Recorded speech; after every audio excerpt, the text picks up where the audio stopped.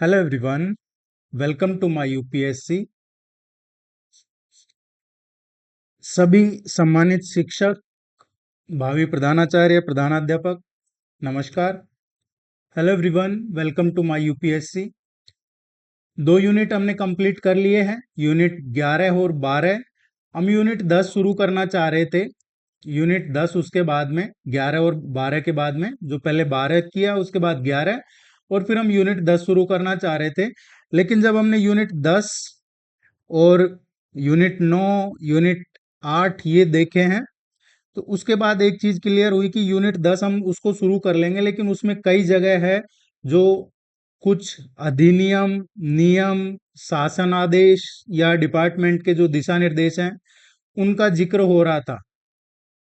तो ओवरऑल फिर ये उसमें जो बेहतर समझा कि पहले हम यूनिट 7 कर लेते हैं, ताकि 8, 9 और 10 इसके बाद करेंगे तो उसमें जो बार बार चीजों का जिक्र आता है एक्स वगैरह का, वो क्लियर हो जाएगा। और इसीलिए हम यूनिट 7 शुरू कर रहे हैं। यूनिट 7 है उत्तर प्रदेश इंटरमीडिएट शिक्षा अधिनियम 1921। उत्तर प्रदेश ये एजुकेशन एक्ट है, इससे संबंध अधिनियम, नियमावली और विनियमावली। अगर हमारे जो साथी हैं प्रधानाचार्य और प्रधानाध्यापक, हाई स्कूल प्रधानाध्यापक और प्रधानाचार्य, इसकी प्रिपरेशन कर रहे हैं तो ये आपके लिए है। लेकिन जो साथी जूनियर हाई स्कूल में प्रधानाध्यापक के लिए देख रहे हैं, तो आपके लिए उसमें उत्तर प्रदेश जो बेसिक शिक्षा अधिनियम है 1972 वो पढ़ाया जाएगा। वैसे अभी तक वो लोग ज्यादा एक्टिव नहीं है, जूनियर हाई स्कूल की प्रिपरेशन करने वाले। तो आपके जो जूनियर हाई स्कूल प्रधानाध्यापक की कर रहे हैं, आपको 1972 पढ़ना होगा, आपके सिलेबस में ये नहीं है। उत्तर प्रदेश बेसिक शिक्षा अधिनियम 1972। अब इसका हम देखें तो उत्तर प्रदेश में इसमें सबसे पहले आता है उत्तर प्रदेश इंटरमीडिएट शिक्षा अधिनियम 1921। ये 1921 से पहले क्या था? 1921 से पहले उत्तर प्रदेश में हाई स्कूल और इंटरमीडिएट की जो एग्जाम्स थी, परीक्षाएं थी, उनका संचालन और पाठ्यक्रम तय करने की जिम्मेदारी किसकी थी? जो इलाहाबाद यूनिवर्सिटी है उसके पास हुआ करती थी। इस एक्ट से, अधिनियम से पहले इलाहाबाद यूनिवर्सिटी के पास थी हाई स्कूल और इंटरमीडिएट की एग्जाम्स का संचालन करना, उनका पाठ्यक्रम तय करना, ये सब इलाहाबाद यूनिवर्सिटी, प्रयागराज विश्वविद्यालय। अब इसमें क्या हुआ है कि जब धीरे धीरे स्टूडेंट्स की संख्या बढ़ती रही तो इलाहाबाद यूनिवर्सिटी पे काफी प्रशासनिक और एकेडमिक लेवल पे काफी दबाव ज्यादा बढ़ गया। और उसी को देखते हुए फिर विश्वविद्यालय को हायर एजुकेशन और रिसर्च पे पूरा फोकस रखने के पर्पज से उन्होंने जो सेकेंडरी एजुकेशन है, माध्यमिक शिक्षा, इसको अलग करने का डिसीजन लिया। और यहाँ पे हुई फिर एक कमीशन की का गठन हुआ, सैडलर कमीशन।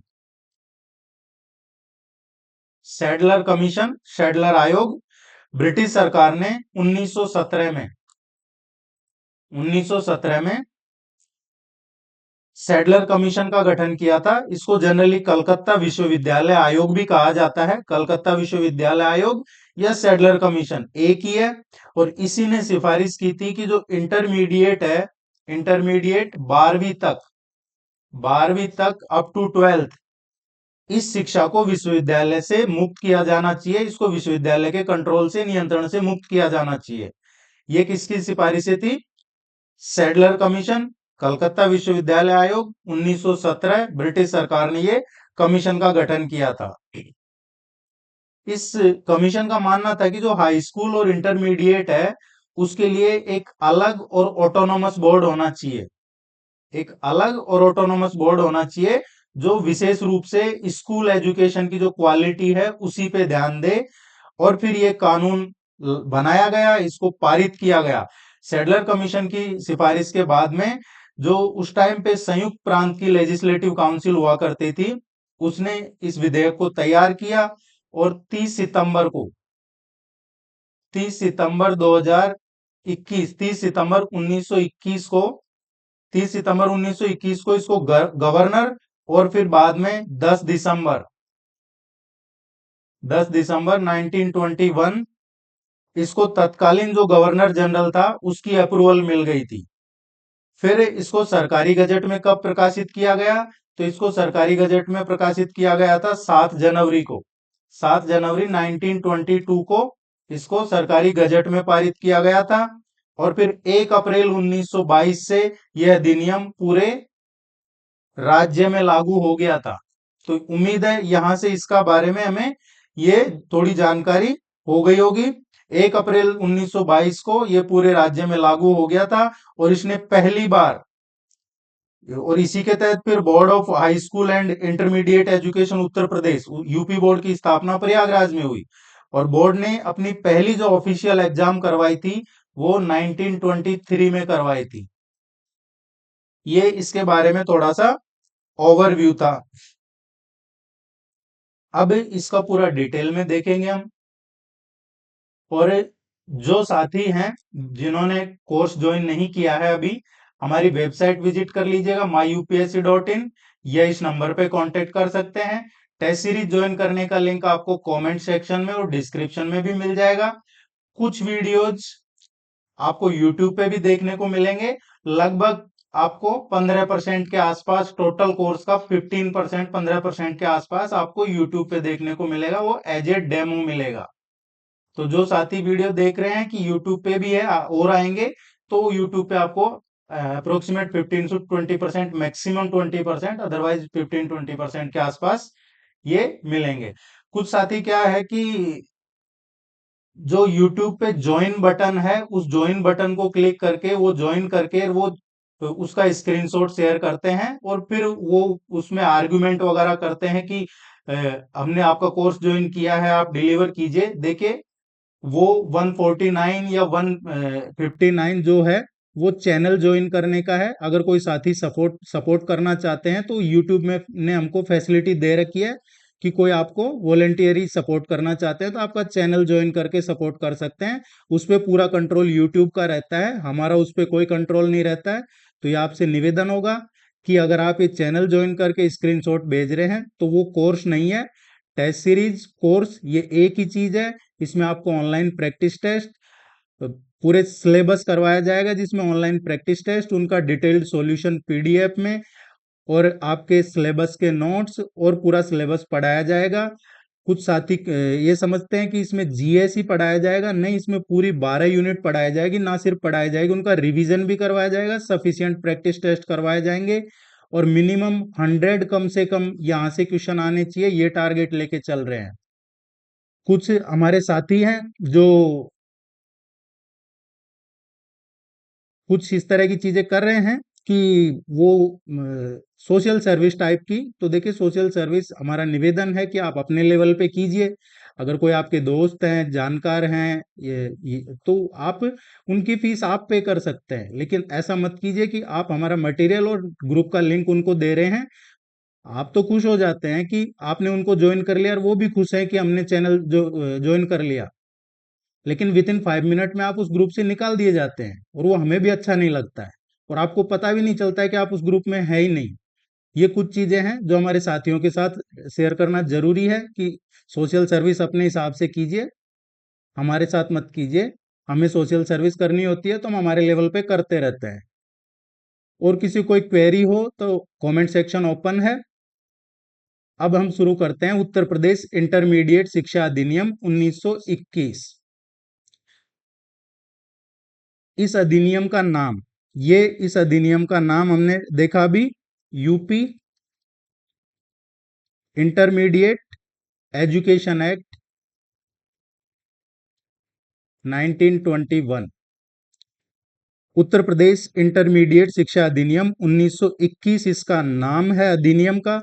और ये जो अधिनियम संख्या है, इसका नंबर है यूपी एक्ट नंबर सेकंड। ये यूपी एक्ट नंबर सेकंड है 1921 का। पारित कब हुआ है ये? पारित हुआ है ये 1921 में। और फिर लागू कब से हुआ था? अभी हमने ऊपर डिस्कस किया है, 1 अप्रैल 1922 से ये लागू हुआ है। लागू करने वाली संस्था, तो इसको जो उस टाइम पे यूनाइटेड प्रोविंस लेजिस्लेटिव काउंसिल थी, यूनाइटेड प्रोविंस लेजिस्लेटिव काउंसिल, उसने इसको लागू किया था। इसका उद्देश्य क्या था? Uttar Pradesh intermediate education act का उद्देश्य क्या था? इसका जो मेन उद्देश्य था, हाई स्कूल एवं इंटरमीडिएट स्तर की माध्यमिक शिक्षा का विनियमन तथा माध्यमिक शिक्षा परिषद की स्थापना करना ही इसका उद्देश्य था। और इसमें बोर्ड देखेंगे तो यूपी है, उत्तर प्रदेश माध्यमिक शिक्षा परिषद, जिसका मुख्यालय प्रयागराज। पहली बार इसमें जो सार्वजनिक परीक्षा है, प्रयागराज, पहली बार जो सार्वजनिक परीक्षा हुई इसमें 1923 में। और इसमें संशोधन कब किए गए हैं? सबसे पहले इसमें संशोधन किया गया था 1958 में। आगे हम डिस्कस करेंगे क्या कि संशोधन में क्या ऐड किया है। फिर इसमें 1975 में संशोधन किया गया है, 1978 में संशोधन किया गया है इसमें। उसके बाद में इसमें 1984 में भी इसमें अमेंडमेंट किया गया है, 2008 में इसमें अमेंडमेंट किया गया है। और जो लास्ट इसमें संशोधन हुआ था, लेटेस्ट जो अमेंडमेंट है, वो किया गया था 2022 में, 2022 में इसमें लास्ट बार संशोधन किया गया था। अभी 2026 की ये कंडीशन है कि इसमें लास्ट अमेंडमेंट 2022 में किया था, उसके बाद नहीं किया है। इसमें एक चीज और जो इससे रिलेटेड है, जो हम वैसे तो जो चैप्टर 6 है हमारा, उसमें पूरा डिटेल में पढ़ेंगे इन सब चीजों को। 10+2+3, ये जो शिक्षा प्रणाली है, इसका राष्ट्रीय स्तर पे जो विकास है, ये कोठारी आयोग का गठन हुआ था 1964 से 66, इसकी अनुशंसाओं पे। और जो नेशनल एजुकेशन पॉलिसी थी 1968, उसके बाद हुआ था 10+2+3 का। और ये जो अधिनियम है, अभी भी उत्तर प्रदेश की माध्यमिक शिक्षा व्यवस्था का मूल एक वैधानिक आधार है, स्टैट्यूटरी फाउंडेशन है, जो अब हम डिस्कस कर रहे हैं। इस अधिनियम के मेन उद्देश्य, इसके जो प्रमुख उद्देश्य हैं वो क्या है, ये इसके प्रमुख उद्देश्य हम डिस्कस करें उससे पहले इसमें देखिए कार्यभार में लगातार वृद्धि होती रही। जैसे पहले इलाहाबाद यूनिवर्सिटी के पास प्रेशर बड़ा काम का, वैसे ही जब काम का निरंतर वृद्धि हुई तो इसमें उत्तर प्रदेश माध्यमिक शिक्षा परिषद ने इनके जो प्रशासनिक कार्य हैं उनके लिए, उनका एक डिसेंट्रलाइज हो, विकेंद्रीकरण हो, इसके लिए रीजनल इसके कार्यालय भी स्थापित किए हैं। उत्तर प्रदेश माध्यमिक शिक्षा परिषद के रीजनल कार्यालय, और वो कब स्थापित किए हैं? मेरठ में स्थापित किया है 1973 में, मेरठ में। वाराणसी में स्थापित किया था इसका 1978 में, वाराणसी में रीजनल कार्यालय। और बरेली में इसका किया था 1981 में। और इसका प्रयागराज में किया था रीजनल 1987 में, प्रयागराज में ये रीजनल कार्यालय स्थापित किए थे, जबकि इसका मुख्यालय प्रयागराज में स्थित है। और इसमें सचिव है जो मुख्य कार्यकारी अधिकारी होते हैं। उत्तराखंड जब जब गठन हुआ 9 नवंबर 2000, जब उत्तराखंड का गठन हुआ तो स्टेट रीऑर्गेनाइजेशन अधिनियम था ये 2000 का, राज्य गठन अधिनियम 2000, इसके प्रभावी होने के बाद इसका एक रीजनल कार्यालय था रामनगर में। उत्तर प्रदेश माध्यमिक शिक्षा परिषद का रीजनल कार्यालय रामनगर में था, रामनगर उत्तराखंड, नैनीताल में, नैनीताल रामनगर में था उत्तराखंड में। तो अब वो उत्तर प्रदेश माध्यमिक शिक्षा परिषद से अलग हो गया है, क्योंकि वो अलग स्टेट बन गया उत्तराखंड। इसके जो इंपॉर्टेंट उद्देश्य हैं अगर हम वो देखते हैं, तो हाई स्कूल, हाई स्कूल 10वीं और इंटरमीडिएट कक्षा 12, इनकी परीक्षाओं का संचालन करना और उनका विनियमन करना। हाई स्कूल और इंटरमीडिएट शिक्षा का संगठन, विनियमन और विकास करना, इनका मेन पर्पज है, उद्देश्य है इसका अधिनियम। माध्यमिक शिक्षा परिषद के माध्यम से जो कक्षा 10 और कक्षा 12 है, हाई स्कूल इंटरमीडिएट, इनका संचालन और नियंत्रण करना, या फिर जो माध्यमिक विद्यालय हैं, इंटर कॉलेज, इनको मान्यता प्रदान करना और उनके जो मानक है उनका पर्यवेक्षण करना, ये भी इसके प्रमुख उद्देश्य हैं। साथियों, हम डिस्कस कर रहे हैं उत्तर प्रदेश इंटरमीडिएट शिक्षा अधिनियम 1921 और उसके प्रमुख उद्देश्य हम डिस्कस कर रहे हैं। पाठ्यक्रम जो करिकुलम है, scheme of exam, scheme of exam मतलब परीक्षा योजना क्या है, और शैक्षिक मानक है उनका निर्धारण करना भी इसका प्रमुख उद्देश्य है। सर्टिफिकेट है, सर्टिफिकेट जो प्रमाण पत्र होते हैं, और जो अदर शैक्षिक उपाधियां हैं, प्रमाण पत्र है, वो प्रदान करना। इसमें जो रूल्स है, रेगुलेशन है, रूल्स एंड रेगुलेशंस, इनके माध्यम से माध्यमिक शिक्षा का एक प्रभावी प्रशासन और नियंत्रण सुनिश्चित करना इसके उद्देश्य हैं। इसमें एक धारा है सेक्शन 16G, इस एक्ट की एक सेक्शन है, धारा है 16G, और उस 16G में क्या है, शिक्षक और प्रधानाचार्यों की सेवा सुरक्षा। शिक्षकों और प्रधानाचार्यों और जो अदर एम्प्लॉयज हैं उनका प्रबंधन तंत्र है, इसकी मनमानी से उनको संरक्षण करना और उनकी सेवा शर्तों का विनियमन करना, ये 16G में है।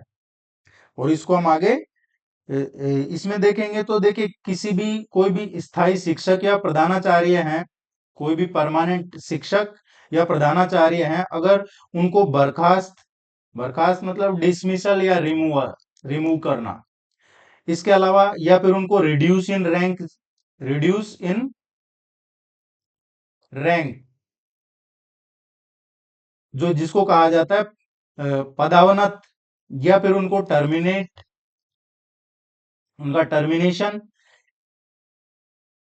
डिसमिस या रिमूव, रिड्यूशन रैंक या टर्मिनेशन, सेवा समाप्त, ये करने की जो कार्रवाई है, अधिनियम नियम विनियमों में निर्धारित जो प्रक्रिया है या जो सक्षम प्राधिकारी हैं उनकी स्वीकृति के बिना नहीं किया जा सकता।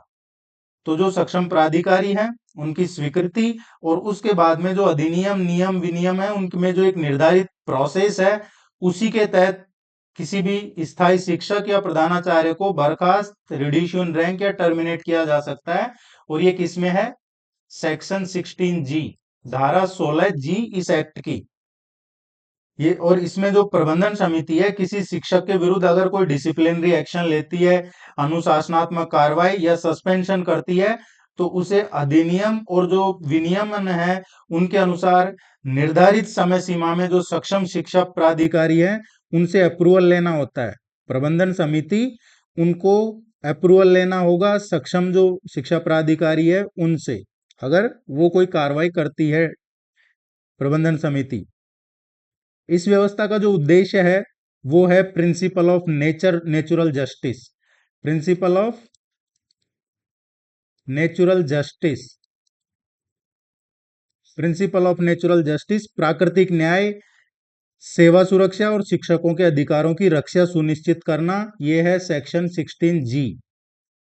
अब अगर ये 16G इधर दिया हुआ है और इधर डिस्कस कर लेते हैं। देखिए 16G डिस्कस कर रहे हैं हम, तो इसमें शिक्षक और प्रधानाचार्यों की सेवा शर्तें, अनुशासनात्मक कार्रवाई का विनियमन, मनमानी बर्खास्त की या कोई मनमानी दंडात्मक कार्रवाई से वैधानिक संरक्षण है 16G में। अब 16 क्या है, सेक्शन 16 तो एक सामान्य प्रावधान है, धारा 16 अपने आप में एक सामान्य प्रावधान है, और इसके अंतर्गत कई सब सेक्शन उपधाराएं जोड़ी गई है। जैसे 16A है, 16A क्या है कि संस्थानों की प्रबंधन कमेटी होनी चाहिए। क्या होनी चाहिए, committee on management, committee on management, एक प्रबंधन समिति होनी चाहिए। ये है 16A इस एक्ट की। 16B में क्या है, 16B है, इसमें प्रबंधन समिति के प्रावधान है, प्रोविजंस है। क्या है, प्रोविजन है, ये जो कमेटी होगी इसके क्या प्रोविजन प्रावधान है वो इसमें है। 16C में क्या है, 16C में है जो प्रबंधन समिति है, ये जो कमेटी ऑन मैनेजमेंट, इसके पास कौन से राइट्स होंगे, कौन से काम होंगे, तो ये प्रबंधन समिति के काम, उसके अधिकार, ये इसमें है 16C में।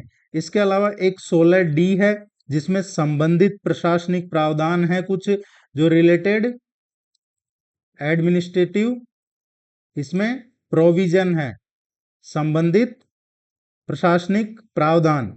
इसमें 16E है, 16E, 16E मान्यता से संबंधित है। किससे? मान्यता से संबंधित है। और 16F है, उसका संबंध है अपॉइंटमेंट से। अपॉइंटमेंट से है, जो नियुक्ति है उससे संबंधित प्रावधान है। शिक्षक, प्रधानाचार्य, इनकी नियुक्ति से संबंधित प्रावधान है 16F। ये जो इसमें दिए हैं नियुक्ति संबंधी प्रावधान। इसके अलावा 16G जो अभी हमने पढ़ा, हेड्स, टीचर्स या अदर एम्प्लॉयज की कंडीशंस ऑफ सर्विस, ये है। देखिए साथियों, इसमें ये सब अगर आप याद भी नहीं रख पाते हैं तो ओवरव्यू देख लीजिएगा, क्योंकि जब हम इस पे प्रैक्टिस टेस्ट करेंगे, हर यूनिट पे 3 4 4 5 प्रैक्टिस टेस्ट करेंगे, तो ये चीजें, और फुल लेंथ टेस्ट भी करेंगे हम पूरे सिलेबस पे बेस्ड, तो ये सब चीजें आपको उंगलियों पे याद हो जाएंगी। ये आप निश्चिंत होके मानिए, एक एक सेक्शन आपको अच्छे से याद हो जाएगा। बोर्ड की संरचना एवं अधिकारी, बोर्ड स्ट्रक्चर एंड ऑफिसर्स। जो बोर्ड है, इसके अध्यक्ष, इसके अध्यक्ष हैं वो राज्य के शिक्षा निदेशक ही बोर्ड के पदेन अध्यक्ष होते हैं। डायरेक्टर ऑफ एजुकेशन, ये ही इसके राज्य के शिक्षा निदेशक ही बोर्ड के पदेन अध्यक्ष होते हैं। अगर अभी की बात करें तो देखिए, अभी थोड़े टाइम पहले क्या हुआ है, अभी थोड़े टाइम पहले काफी कुछ इसमें प्रशासनिक बदलाव हुए हैं। शिक्षा विभाग में काफी बड़ा फेरबदल हुआ था, क्योंकि रिसेंटली जो डॉक्टर महेंद्र देव हैं, उनका कार्यकाल समाप्त हुआ था। और उसके बाद में कुछ एडमिनिस्ट्रेटिव बदलाव करते हुए जो अपर शिक्षा निदेशक स्तर के अधिकारी, उनके ट्रांसफर भी किए थे शासन के आदेश से ही। जो अभी प्रताप सिंह बघेल हैं, उनको प्रभारी शिक्षा निदेशक माध्यमिक तथा उत्तर प्रदेश माध्यमिक शिक्षा परिषद के सभापति का कार्यभार सौंपा गया है। प्रताप सिंह बघेल अभी रिसेंटली जून के महीने में। और बेसिक की बात करें तो प्रभारी शिक्षा निदेशक बेसिक वो थे AB चतुर्वेदी हैं, अनिल भूषण चतुर्वेदी, उनको प्रभारी शिक्षा निदेशक बेसिक नियुक्त किया गया है। तो ये सब चीजें हम नोट्स में डिस्कस नहीं करेंगे, क्योंकि ये अगर इन फ्यूचर चेंज होते हैं, पद हैं, पोस्ट हैं, शासन चेंज करता रहता है, ये सब चीजें हम प्रैक्टिस टेस्ट में डिस्कस करेंगे। कब कौन चेयरमैन रहा है, सबसे पहला, लास्ट, अभी, ये सब हम उस टाइम पे प्रैक्टिस टेस्ट में डिस्कस करेंगे। सचिव हैं तो राज्य सरकार द्वारा नियुक्त किए जाते हैं। और इसमें है सेक्शन 12, धारा 12, इसका है सेक्शन 12। इसके अनुसार बोर्ड के मुख्य कार्यकारी अधिकारी होते हैं सेक्रेटरी। सेक्रेटरी ही चीफ एग्जीक्यूटिव ऑफिसर होते हैं बोर्ड के, और वो राज्य सरकार द्वारा नियुक्त होते हैं as per section 12। Ex officio member, तो इसमें बोर्ड में अध्यक्ष के अतिरिक्त 8 और पदेन सदस्य होते हैं। एक तो चेयरमैन प्लस 8 अदर मेंबर्स, ये होते हैं इसमें टोटल। इसमें जो शासन द्वारा नामित सदस्य होते हैं, राज्य सरकार द्वारा नामित सदस्य, जिसमें शिक्षाविद होते हैं, महिला शिक्षाविद होते हैं, वो शामिल होते हैं। और जो पदेन सदस्य हैं, ये जो पदेन सदस्य हैं 8, इसमें क्या होता है, जैसे SCERT है, SCERT है, या फिर मनोविज्ञान ब्यूरो है, या संस्कृत शिक्षा है, या व्यावसायिक शिक्षा है, इनके प्रतिनिधि समय समय पर शासन आदेश या संशोधन के अनुसार इसमें 8 में शामिल होते रहते हैं। तो ये पदेन सदस्य होते हैं। इसमें अगर हम देखेंगे तो कुछ इंपॉर्टेंट मेजर कमेटी भी होती है। 5 ये प्रमुख उप समितियां हैं, जिसमें से एक कमेटी होती है करिकुलम कमेटी, पाठ्यक्रम समिति। एक एग्जामिनेशन कमेटी है, परीक्षा समिति, परिणाम समिति, मान्यता समिति और वित्त समिति। तो टोटल क्या ध्यान रखना हमें, 5 कमेटी होती है और 40 सब्जेक्ट कमेटीज होती है। इसमें 40 सब्जेक्ट कमेटी होती है। तो ये हमें ध्यान में रखना होगा, सिर्फ इतना ही। 5 इसकी उप समिति है, 40 विषय समिति है। और जो हम यहाँ पे देख रहे थे, बोर्ड के अभी पढ़ा हमने अधिकारी, कार्यकारी अधिकारी या अध्यक्ष और सचिव। तो इसमें जो चेयरमैन होते हैं, बोर्ड के जो अधिकारी होते हैं, ये धारा इसका है सेक्शन 10। इसमें सेक्शन 10 है बोर्ड के अधिकारी। सेक्शन 11 क्या है? सेक्शन 11 में चेयरमैन के क्या कर्तव्य हैं, चेयरमैन के क्या ड्यूटीज हैं। और इसी का जो सेक्शन 12 है, वो जो सेक्रेटरी हैं, सेक्रेटरी सचिव, इनके क्या कर्तव्य हैं। तो ये 3 सेक्शनों में ध्यान रखने होंगे। 10 धारा 10 बोर्ड के अधिकारी, 11 अध्यक्ष के कर्तव्य, और सेक्शन 12 ड्यूटीज ऑफ सेक्रेटरी, सचिव के क्या कर्तव्य हैं।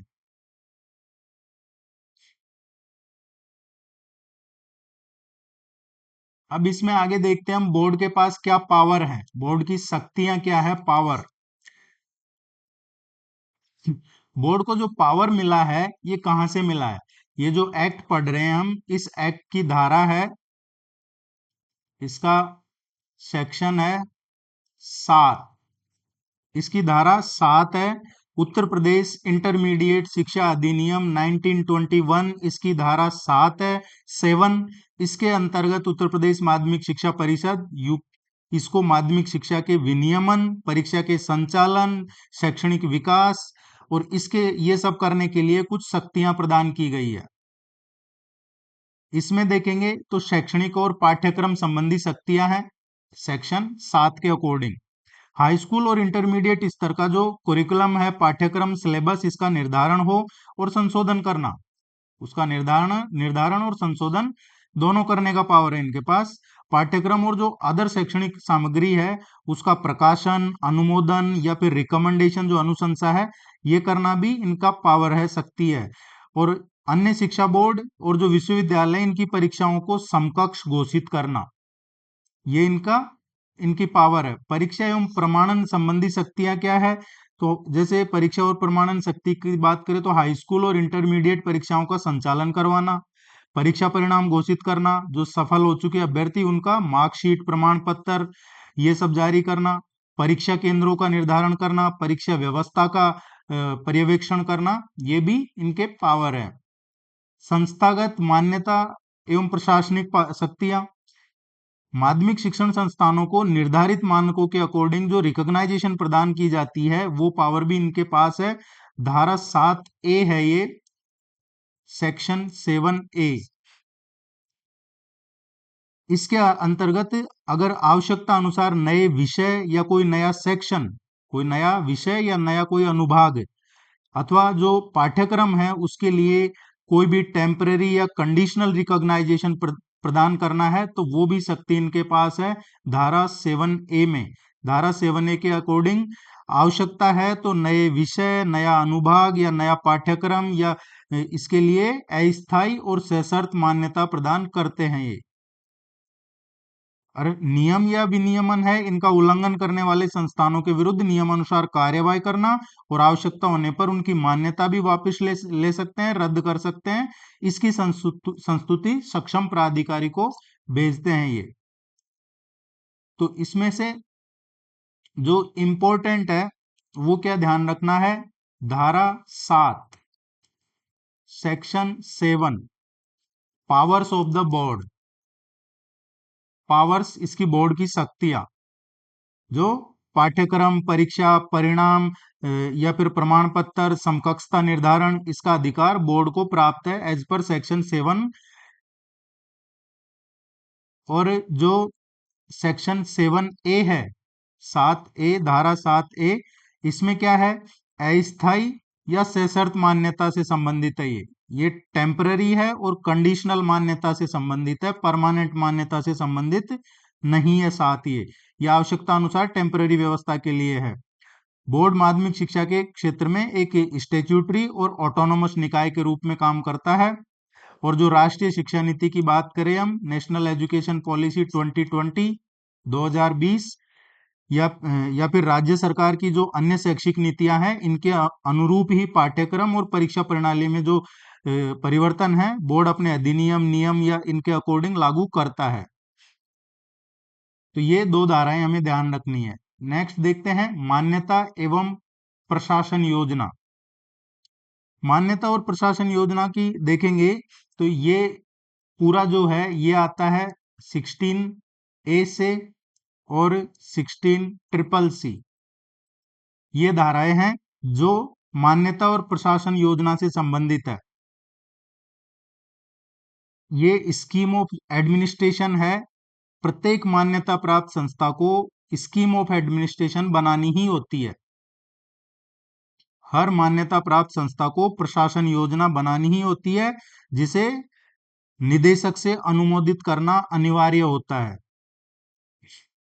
इसमें 16A अगर हम देखते हैं प्रशासन योजना, तो इसमें क्या है 16A में प्रशासन योजना,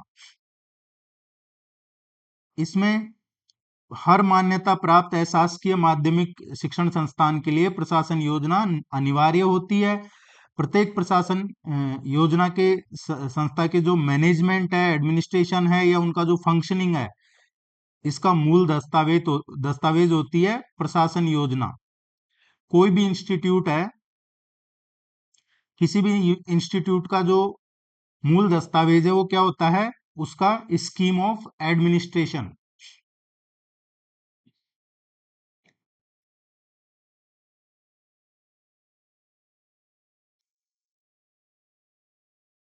इसमें जो योजना है प्रशासन योजना, ये होनी चाहिए act, rules and regulations. Act, rules और रेगुलेशंस के अनुरूप होनी चाहिए। अधिनियम, नियम और विनियम इनके अकॉर्डिंग होनी चाहिए ये। इसमें जो प्रशासन योजना है, ये तो इसके मुख्य प्रावधान थे जो अभी हमने डिस्कस किए हैं कि प्रत्येक मान्यता प्राप्त अशासकीय माध्यमिक शिक्षण संस्थान के लिए प्रशासन योजना स्कीम ऑफ एडमिनिस्ट्रेशन जरूरी है, अनिवार्य है, और ये इसका मूल दस्तावेज होता है, और ये एक्ट, रूल और रेगुलेशन के अनुरूप होनी चाहिए। अब इसमें जो शामिल विषय हैं उनको देखें हम, तो क्या क्या विषय शामिल हैं इसमें। एक, प्रबंधन समिति का गठन हो। किसका? प्रबंधन समिति का, कमिटी ऑफ मैनेजमेंट। प्रबंधन समिति का इसमें गठन हो। समिति का कार्यकाल, जो समिति है उसका जिसका गठन किया गया है उसका टेन्योर, उसका कार्यकाल। सदस्यों का निर्वाचन, नामांकन हो। जो प्रधानाचार्य या कर्मचारी हैं उनका एडमिनिस्ट्रेटिव कंट्रोल क्या होगा, फाइनेंशियल मैनेजमेंट क्या होगा, प्रोसीजर ऑफ मीटिंग्स, बैठक की कार्यप्रणाली, और संस्था के संचालन से संबंधित अदर जो प्रोविजन है वो इसमें शामिल होते हैं। अगर हमसे पूछा जाए एग्जाम में कि इनमें से कौन सा विषय प्रशासन योजना का में शामिल है, तो सामान्यतः जो शामिल है, प्रबंधन कमेटी का गठन हो, प्रबंधन कमेटी है उसका क्या कार्यकाल होगा, सदस्य है उनका इलेक्शन, नॉमिनेशन, जो प्रधानाचार्य हैं या कर्मचारी हैं उनका जो एडमिनिस्ट्रेटिव कंट्रोल है, प्रशासनिक नियंत्रण, वो उसमें हो, और जो फाइनेंशियल मैनेजमेंट है वो भी सब्जेक्ट इसमें शामिल है, बैठक की कार्यप्रणाली भी इसका एक विषय है, और संस्था के संचालन से संबंधित जो अदर प्रोविजन है वो भी इसमें शामिल विषय है। Contents of scheme of administration. प्रशासन व्यवस्था का प्रस्तुतिकरण, submission of scheme of administration. प्रत्येक संस्था को अपनी जो प्रशासक योजना है, स्कीम ऑफ एडमिनिस्ट्रेशन है, उसको कॉम्पिटेंट अथॉरिटी,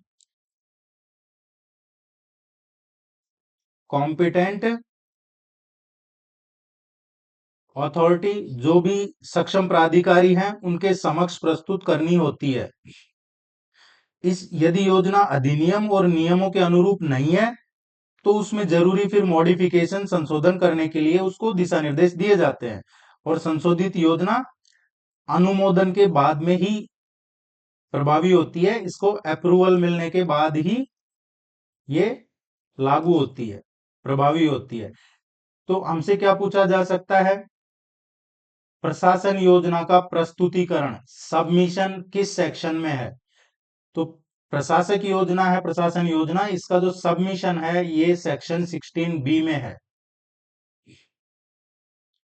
प्रशासन योजना का अनुमोदन, अप्रूवल, जिसकी हम अभी चर्चा कर रहे थे, इसका जो अप्रूवल है सक्षम प्राधिकारी है योजना का क्या करते हैं, स्क्रूटनी करते हैं, स्क्रूटनी करते हैं, इसकी परीक्षण करते हैं जो भी कॉम्पिटेंट अथॉरिटी है वो, और यदि योजना अधिनियम और विनियमों के अनुरूप हो तो उसको अप्रूव कर दिया जाता है। यदि कोई प्रावधान अधिनियम के विपरीत है तो उसमें आवश्यक संशोधन, अमेंडमेंट, मॉडिफिकेशन कराए जा सकते हैं। तो ये है प्रशासन योजना का अनुमोदन। अप्रूवल का किसमें दिया हुआ है, धारा 16C में, सेक्शन 16C धारा 16C में दिया हुआ है प्रशासन योजना का अनुमोदन। इसमें आगे 16CC है जो थर्ड शेड्यूल के अनुरूप है। धारा 16CC है, ये थर्ड शेड्यूल के अनुरूप एक प्रशासन योजना है। अब हमारे ध्यान में ये आता है कि ये थर्ड शेड्यूल क्या है, भाई तीसरी अनुसूची है, इसका क्या पर्पज है। तो जो संस्थाएं हैं उनमें डेमोक्रेटिक मैनेजमेंट सुनिश्चित करना, ये थर्ड शेड्यूल में मेंशन है, डेमोक्रेटिक मैनेजमेंट। इसमें अकाउंटेबिलिटी होनी चाहिए। थर्ड ये जो धारा है इसमें एक तो डेमोक्रेटिक मैनेजमेंट और दूसरा अकाउंटेबिलिटी, अकाउंटेबिलिटी होनी चाहिए, जवाबदेही होनी चाहिए। जवाबदेही स्थापित करना ही इस सूची का उद्देश्य है थर्ड शेड्यूल का। और प्रबंधन में पारदर्शिता हो, गुड गवर्नेंस हो, ये भी इसमें इसका उद्देश्य है तीसरी अनुसूची का, तृतीय अनुसूची का। और संस्था में विवाद और मनमानी ना हो। तो कई बार कोई मनमानी करते हैं, विवाद या कुछ होता है तो 16CC का नोटिस जाता है, कई बार जो शोकॉज नोटिस या 16CC में कार्रवाई इस तरीके की होती है, तो वो थर्ड शेड्यूल में है। तृतीय अनुसूची में क्या क्या है मेन विषय, ये प्रबंधन समिति का गठन हो, सदस्यों की संख्या और संरचना है, टर्म्स ऑफ ऑफिस है, इसका इलेक्शन प्रोसीजर है, वैकेंसी भरने की व्यवस्था भी इसमें है। थर्ड शेड्यूल में जो वैकेंसी है उनको भरा जाए वो व्यवस्था भी इसमें है। वित्तीय और प्रशासनिक नियंत्रण, और सबसे इंपॉर्टेंट संस्था का जो संचालन है उसकी अकाउंटेबिलिटी, अकाउंटेबिलिटी, जवाबदेही, ये भी इसमें है। तो थर्ड शेड्यूल के बारे में हम कह सकते हैं, मान्यता प्राप्त अशासकीय माध्यमिक विद्यालयों की स्कीम ऑफ एडमिनिस्ट्रेशन के लिए निर्धारित मूलभूत सिद्धांतों का संकलन है थर्ड शेड्यूल। मान्यता प्राप्त अशासकीय माध्यमिक विद्यालयों की जो स्कीम ऑफ एडमिनिस्ट्रेशन है, प्रशासन योजना, इसके लिए जो निर्धारित मूलभूत सिद्धांत है उनका संकलन है थर्ड शेड्यूल। उम्मीद है ये थर्ड शेड्यूल क्लियर हो गया होगा। अब इसमें जो मुख्य प्रावधान है ये तीसरी अनुसूची के सिद्धांतों के अनुरूप होनी चाहिए। प्रशासन योजना, प्रशासन योजना जो थर्ड शेड्यूल है उसकी सिद्धांतों के अनुसार होनी चाहिए। इसमें एक जो कमेटी ऑफ मैनेजमेंट है लोकतांत्रिक और उत्तरदायी होनी चाहिए। समिति की संरचना और कार्यप्रणाली अधिनियम और जो विनियमन है उनके अनुरूप होनी चाहिए, ये है। इसके अलावा जो 16CC है ये इसके निर्धारित सिद्धांत है, ये इसके अकॉर्डिंग होनी चाहिए प्रशासन योजना। तो हमसे पूछा जाए कि जो स्कीम ऑफ एडमिनिस्ट्रेशन है ये थर्ड शेड्यूल के अनुरूप होना चाहिए, ये किस में मेंशन है, तो सेक्शन 16CC धारा 16CC में है कि थर्ड शेड्यूल में निर्धारित सिद्धांतों के अनुरूप स्कीम ऑफ एडमिनिस्ट्रेशन प्रशासन योजना होनी चाहिए।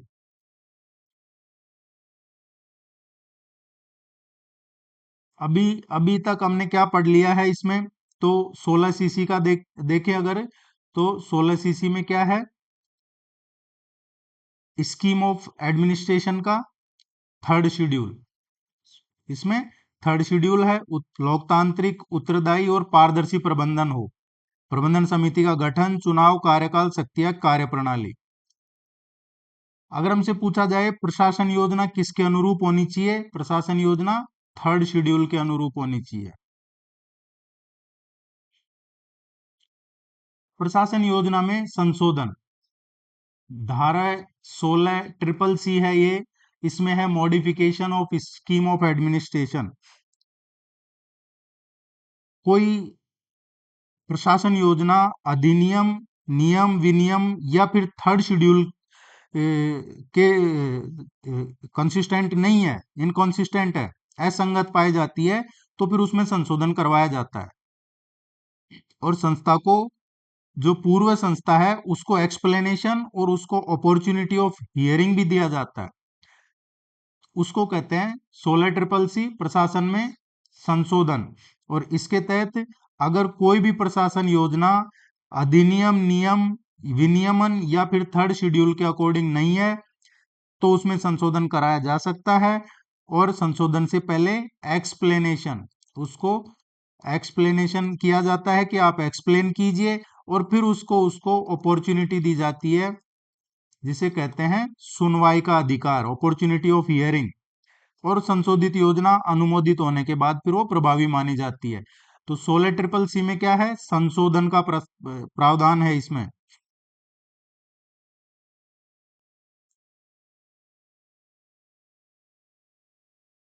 अब ये 16A, 16A किससे संबंधित है, स्कीम ऑफ एडमिनिस्ट्रेशन, प्रशासन योजना। प्रशासन की योजना किसमें है, 16 में, ए में, धारा 16A प्रशासन योजना। 16B क्या है, 16B में दिया हुआ है सबमिशन, प्रशासन योजना का प्रस्तुतिकरण, 16B सबमिशन। 16C में क्या है, तो 16C में है अप्रूवल, अप्रूवल का है 16C में प्रशासन योजना का अनुमोदन। और 16CC में क्या था, इसमें था थर्ड शेड्यूल, तृतीय अनुसूची। और 16 CCC इसमें क्या मेंशन है, कोई भी संशोधन, मॉडिफिकेशन। ये इतना ध्यान रख लीजिएगा आप। और अगर बाकी चीजें ज्यादा ध्यान नहीं रही तो, क्योंकि वो सब हम प्रैक्टिस टेस्ट में अच्छे से करवाएंगे तो क्लियर हो जाएंगी हमें। 16A से 16CC तक क्या क्या है, scheme of administration, submission, approval, third schedule और मॉडिफिकेशन। अब मान्यता रद्द होने एवं प्रबंधन पर कार्यवाही, action against institution and management. मान्यता रद्द होने पे क्या कार्रवाई है, उसका दिया हुआ है हमें किसमें, 16D में, 16D में दिया हुआ है। अब ये जो कार्रवाई होती है, मान्यता रद्द हो गई और प्रबंधन पर कार्रवाई हो रही है। उत्तर प्रदेश इंटरमीडिएट शिक्षा अधिनियम 1921 पढ़ रहे हैं हम। उत्तर प्रदेश इंटरमीडिएट शिक्षा अधिनियम 1921 की जो सेक्शन 16D है, धारा 16D, उसका उद्देश्य है मान्यता प्राप्त अशासकीय माध्यमिक शिक्षण संस्थानों में गुड एडमिनिस्ट्रेशन हो, गुड गवर्नेंस हो और प्रबंधन की जवाबदेही हो, अकाउंटेबिलिटी ऑफ मैनेजमेंट सुनिश्चित करना है। यदि कोई संस्था कोई अधिनियम, कोई नियम, विनियमन या फिर जो स्वीकृत प्रशासन योजना है उसका उल्लंघन करती है तो उसके विरुद्ध विधि सम्मत कार्रवाई की जा सकती है। और वो किसमें है, 16D में। अब जो कार्रवाई होती है वो दो ग्राउंड पे, दो तीन ग्राउंड है उन पे होती है। तो उनमें से पहला है ग्राउंड्स ऑफ रेगुलेटरी एक्शन, जो विनियामक है कार्रवाई के आधार, ग्राउंड्स फॉर रेगुलेटरी एक्शन। सक्षम प्राधिकारी है, अधिनियम के अकॉर्डिंग यहाँ पे कार्रवाई कर सकते हैं, किस बेस पे, प्रशासनिक कुप्रबंधन, एडमिनिस्ट्रेटिव मिसमैनेजमेंट के आधार पे। संस्था का प्रबंधन अगर जो रूल्स रेगुलेशन है उसके अकॉर्डिंग काम नहीं कर रहे हैं, या फिर प्रबंधन कमेटी है उसके कारण संस्था का सामान्य प्रशासन प्रभावित हो रहा है, तो यहाँ कार्रवाई होती है 16D के तहत। प्रशासन योजना का उल्लंघन, जो योजना स्कीम ऑफ एडमिनिस्ट्रेशन है वो अप्रूव हो चुका है और अब उसका उल्लंघन हो रहा है, तो 16D के तहत इसमें कार्रवाई होगी और उसको कहा जाता है विनियामक कार्रवाई। अधिनियम और विनियमों का नियमों का उल्लंघन, तो अधिनियम और जो विनियम है इनका उल्लंघन होने पे अ, सक्षम जो प्राधिकारी है वो डायरेक्शन देते हैं अवहेलना होने पे, और कार्रवाई भी हो सकती है। कई बार वार्निंग मिलती है, कई बार एक्शन भी होता है। एकेडमिक एंड एडमिनिस्ट्रेटिव इरेगुलरिटीज, अगर शैक्षणिक और प्रशासनिक अनियमितताएं हैं संस्था में, अगर गंभीर रूप से प्रशासनिक या शैक्षणिक अनियमितताएं पाई जाती है, आवश्यक मानकों का पालन नहीं हो रहा होता है, तो भी 16D के तहत विनियामक कार्रवाई के आधार पे एक्शन लिया जाता है। तो ये विनियामक कार्रवाई के आधार है: प्रशासनिक कुप्रबंधन, प्रशासन योजना का उल्लंघन, अधिनियम और विनियम का उल्लंघन, शैक्षणिक एवं प्रशासनिक अनियमितताएं। इसमें प्रबंधन के विरुद्ध कार्रवाई, ये तो था ग्राउंड्स फॉर रेगुलेटरी एक्शन। अब है एक्शन अगेंस्ट मैनेजमेंट। जो एक्शन अगेंस्ट मैनेजमेंट है, प्रबंधन के विरुद्ध कार्रवाई, यदि इंक्वायरी होती है, इंक्वायरी हुई, जांच हुई, इसमें गंभीर अनियमितता या कुप्रबंधन सिद्ध होता है, तो जो कॉम्पिटेंट अथॉरिटी होती है वो उचित कार्रवाई कर सकते हैं। इसमें ऑथराइज्ड जो कंट्रोलर है वो नियुक्त किए जाते हैं, फिर कार्रवाई होती है। इसमें एक ऑथराइज्ड कंट्रोलर का है। जो ऑथराइज्ड कंट्रोलर है, इनकी नियुक्ति का उद्देश्य संस्था के प्रशासन को सामान्य और सुचारू बनाना ही है। इनका पर्पज ही यही होता है, जो ये कार्रवाई करते हैं ऑथराइज्ड कंट्रोलर, ताकि संस्था का प्रशासन संचालित रहे, शैक्षणिक और प्रशासनिक व्यवस्थाओं को सामान्य तरीके से चलाया जा सके, और आवश्यक होने पे नई प्रबंधन समिति का गठन और संस्था का संचालन, नई प्रबंधन समिति का गठन, इसके लिए ऑथराइज्ड कंट्रोलर। 16D देख रहे थे हम, तो ये सब चीजें 16D में ही आती है। 16D में किससे संबंधित है? मैनेजमेंट, मैनेजमेंट से संबंधित है 16D।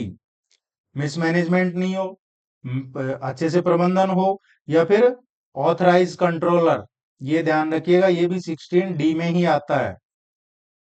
इसका उद्देश्य गुड गवर्नेंस, पारदर्शिता और जवाबदेही सुनिश्चित करना है। और एक्शन 16D। नेक्स्ट देखते हैं, अगर कोई साथी हमारे ज्वाइन करना चाहते हैं कोर्स, तो वेबसाइट विजिट कर लीजिएगा, या इस नंबर पे कांटेक्ट कर सकते हैं। टेस्ट सीरीज या कोर्स पूरा ज्वाइन करने का लिंक आपको कमेंट सेक्शन में या डिस्क्रिप्शन में मिल जाएगा, वहां से भी ज्वाइन कर सकते हैं, इस नंबर पे भी कांटेक्ट कर सकते हैं। इसके अलावा एक नंबर और है, इस पे भी आप कांटेक्ट कर सकते हैं। इसमें आपको पूरा सिलेबस कंप्लीट करवाया जाएगा, प्रैक्टिस टेस्ट, उनका डिटेल सॉल्यूशन पीडीएफ, आपके सिलेबस के नोट्स, वीडियोस, हिंदी और इंग्लिश दोनों मीडियम में। नेक्स्ट टॉपिक है शिक्षकों एवं प्रधानाचार्यों की सेवा शर्तें, service conditions of principles and teachers. ये आता है सेक्शन 16G में। 16G में आता है शिक्षक और प्रधानाचार्यों की जो सर्विस कंडीशंस है, सेवा शर्तें। इंटरमीडिएट, उत्तर प्रदेश इंटरमीडिएट शिक्षा अधिनियम 1921 की जो धारा है 16G, इसमें मान्यता प्राप्त अशासकीय माध्यमिक शिक्षण संस्थाओं के प्रधानाचार्य या जो प्रधानाध्यापक, शिक्षक और जो अदर का एम्प्लॉय हैं, इनकी सर्विस कंडीशंस, सर्विस प्रोटेक्शन और डिसिप्लिनरी प्रोसीडिंग इसी में आते हैं 16G में। एक एक करके हम देखते हैं तो क्या क्या प्रावधान है इसमें। सबसे पहले है सेवा शर्तें। सेवा शर्तें, कर्मचारियों की सेवा शर्तें अधिनियम के जो अधीन बनाए गए रेगुलेशन है उनके अनुसार निर्धारित की जाती है एज पर 16G। इसमें जो सर्विस कॉन्ट्रैक्ट है उसी सीमा तक वो प्रभावित, अधिनियम या विनियमन के जो विपरीत कोई भी सेवानुबंध है उस सीमा तक वो प्रभावित नहीं माना जाता अगर रूल रेगुलेशन के अगेंस्ट कोई कॉन्ट्रैक्ट हुआ है तो। इसमें अपॉइंटमेंट और मिनिमम क्वालिफिकेशन का भी 16G में ही है। जैसे प्रधानाचार्य, प्रधानाध्यापक या शिक्षकों की नियुक्ति है, केवल बोर्ड द्वारा निर्धारित जो न्यूनतम शैक्षणिक और व्यावसायिक जो अर्हताएं हैं, मिनिमम एजुकेशनल और प्रोफेशनल क्वालिफिकेशन, उसी के आधार पर की जा सकती है। नियुक्ति की प्रक्रिया संबंधी जो विनियमन है उनके अकॉर्डिंग होती है। तो ये इन्हीं के पास है, 16G में है ये सब। सर्विस प्रोटेक्शन, ये काफी इंपॉर्टेंट है, सेवा सुरक्षा। इसकी एक धारा है 16G की, 16G3, ये ध्यान रखनी है हमें।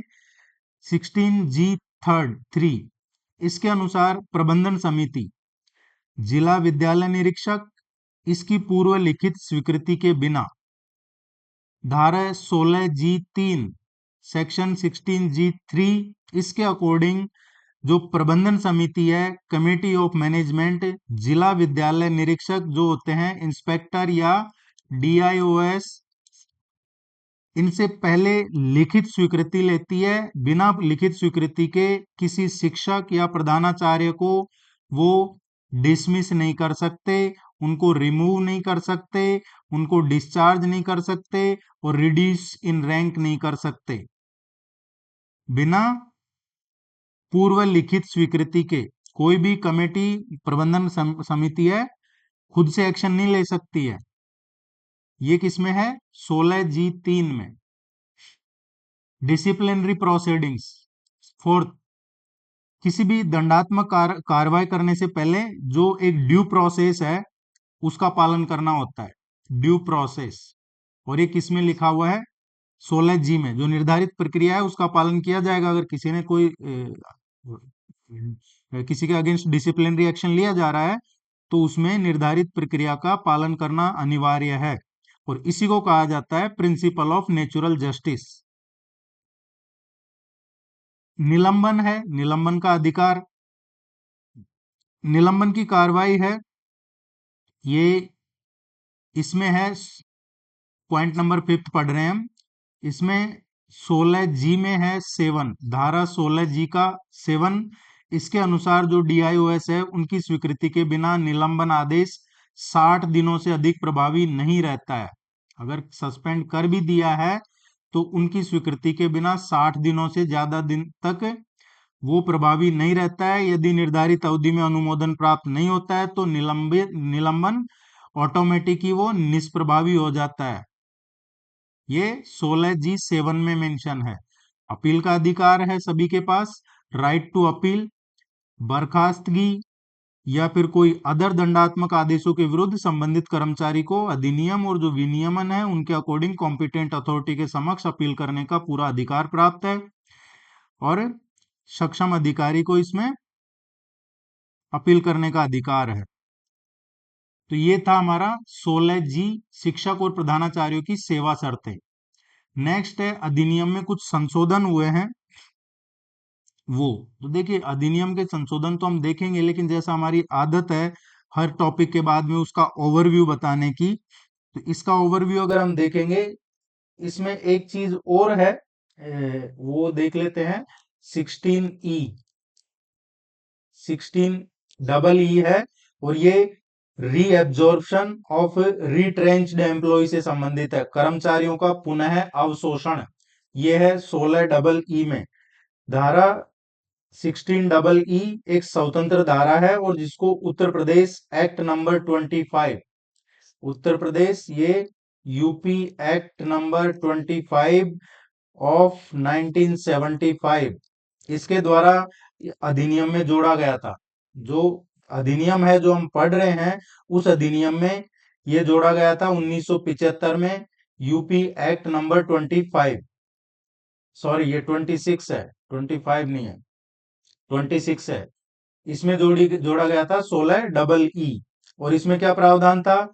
1 जुलाई 1974 के बाद छटनी, जो रिट्रेंचमेंट है, छटनी, वो छटनी किए गए जो योग्य कर्मचारी हैं उनको पुनः अवशोषण की व्यवस्था थी, उनको रीअब्जॉर्प्शन की व्यवस्था के लिए ही ये 16EE लेके आ गया था। रिक्त पद उपलब्ध होने पे नियमों के अनुसार पुनर्नियुक्ति में प्राथमिकता है, और ये धारा 16G का भाग नहीं है, ये एक अलग से वैधानिक प्रावधान किया गया था, ये 16G का पार्ट नहीं है।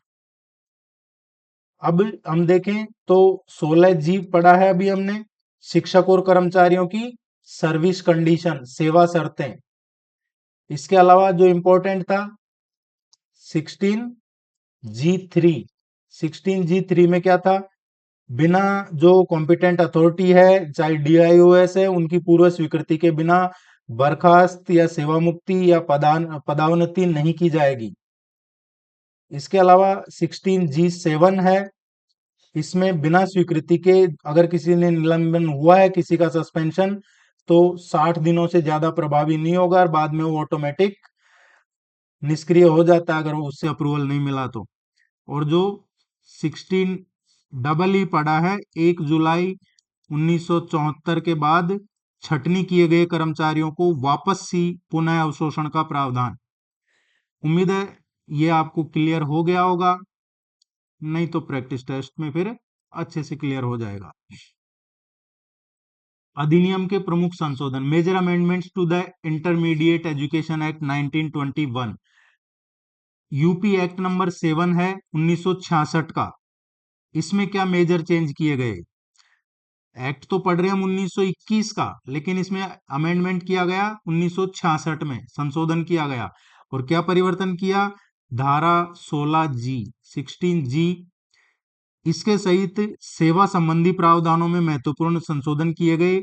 अनुशासनात्मक कार्रवाई और अपीलीय व्यवस्था को और ज्यादा स्पष्ट किया गया और ज्यादा क्लियर किया गया कि अनुशासनात्मक कार्रवाई का मतलब क्या है, अपील का जो प्रावधान अपील करने का उसकी व्यवस्था को और क्लियर किया गया। तो इस 1966 में इसमें 16G किया गया जो सेवा संबंधित प्रावधान है। नेक्स्ट 1975 में क्या किया गया? इसमें 1975 में धारा 16 ये जोड़ा गया था।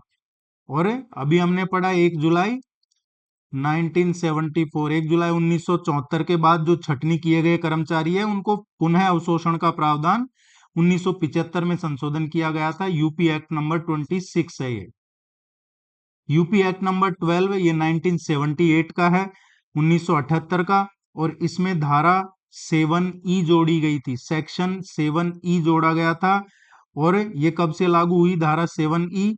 ये 21 जनवरी 1978 से।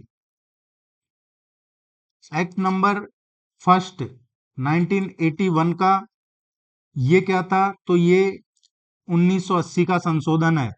धारा 16CC और 16CCC ये जोड़ी गई थी। 1981 का यूपी एक्ट नंबर फर्स्ट है ये। स्कीम ऑफ एडमिनिस्ट्रेशन जो हम पढ़ रहे थे, थर्ड शेड्यूल ये कब जोड़ा गया? UP act number first of 1981। 84 का जो संशोधन किया गया है इसमें धारा 16(3) को जोड़ा गया है। धारा 16D3 इसका मतलब जो ऑथराइज्ड कंट्रोलर जो हम पढ़ रहे थे, कुप्रबंधन या प्राधिकृत नियंत्रण संबंधी प्रावधानों को और ज्यादा प्रभावी बनाया गया। 16D3 1984 में जोड़ा गया। इसमें 2008 में यूपी एक्ट नंबर 16 2008 का है। और इसमें धारा 2 सेक्शन 2 और सेक्शन 2 के सहित जो कई प्रशासनिक प्रावधान है इसमें संशोधन किया गया था। बोर्ड में जो सचिव है, सेक्रेटरी, इनकी प्रशासनिक और जो वैधानिक भूमिका है उसको और मजबूत किया गया 2008 में। सेक्रेटरीज को जो है इनका और पावर और प्रशासनिक इनको मजबूत किया गया। फिर 2022 में आया है यूपी एक्ट नंबर 10 2022 का है ये। बोर्ड के प्रशासनिक और संरचनात्मक प्रावधानों में संशोधन किया गया है। किसमें? बोर्ड के एडमिनिस्ट्रेशन लेवल पे और जो उनका स्ट्रक्चर लेवल है, संरचना है बोर्ड की, कितने मेंबर कौन, ये इसमें संशोधन किया गया था 2022 में। और फिर यूपी एक्ट नंबर 15 आया, वो भी 2022 में ही आया। 2022 में दो बार संशोधन किया गया है। एक तो एक्ट नंबर 10 और एक एक्ट नंबर 15 2022 के ही हैं ये दोनों। जिसमें पहला जो था एक्ट नंबर 10, इसमें एडमिनिस्ट्रेशन या जो संरचनात्मक प्रावधान इनमें संशोधन किए गए। और 15वें में क्या किया गया? कुछ डेफिनेशन और जो प्रशासनिक प्रावधान है उनमें संशोधन किया गया। कुछ जो पहले की डेफिनेशन थी उनमें संशोधन किया गया और कुछ प्रशासनिक लेवल पे इनमें संशोधन किया गया था।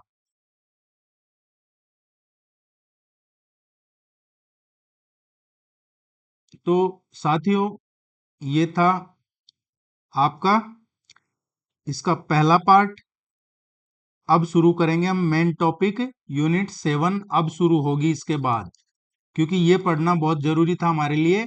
अदरवाइज जो 7, 8, 9 और 10 एक दूसरे से लिंक है कहीं कहीं, वो फिर हम उतना अच्छे से क्लियर नहीं कर पाते हैं। और कोई क्वेरी हो तो आप पूछ लीजिएगा, आपके पास नंबर है। थैंक यू वेरी मच, आप सभी को नमस्कार।